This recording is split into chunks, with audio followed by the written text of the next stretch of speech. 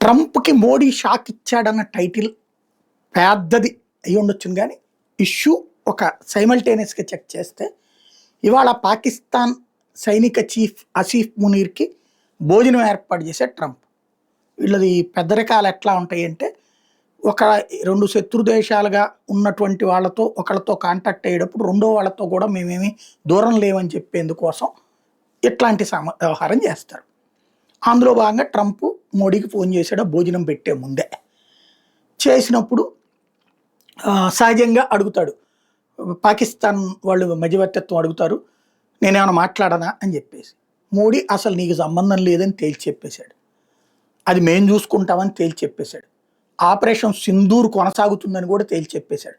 Operation Sindoor అంటే అదేదో ఓసారి వెళ్ళి స్ట్రైక్ చేసి రావడం కాదు.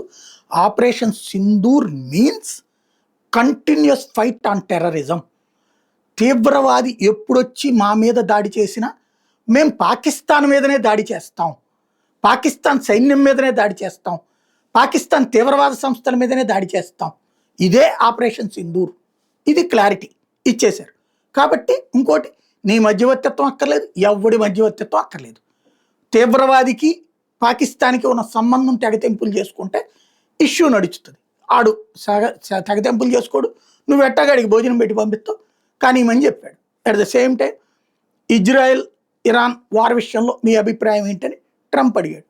అది యుద్ధం సమయం కాదు, ఇది వాళ్ళెదురు చర్చించుకుని పరిష్కరిస్తే బాగుంటుంది అన్నటువంటిది మా ఉద్దేశం అని చెప్పారు. అట్లాగే రష్యా ఉక్రెయిన్ వార్ గురించి మీ అభిప్రాయం ఏంటి అని ఇద్దరు చర్చించుకుని పరిష్కరించడమే. ఇది యుద్ధాల సమయం కాదు. ఇప్పుడు అభివృద్ధి ప్రపంచమంతా జరుగుతున్నటువంటి సందర్భంలో యుద్ధాల వలన ప్రపంచం దెబ్బతింటది. ఇదే మా అభిప్రాయం మొదటి నుంచి చెప్తుంది, ఇప్పటికి కూడా అదే చెప్తున్నాం. అందుకే మేము పాకిస్తాన్ అయినా సరే నిర్దేశిత లక్ష్యాలు కొట్టేసాం, వదిలేసాం. నిరంతర యుద్ధాల వలన ఆర్థిక వ్యవస్థలు అతలాకుతలం అవుతాయి, ప్రపంచం సంక్షోభంలో పడుతుంది. అదే మా ఉద్దేశం అని తెగేసి చెప్పారు.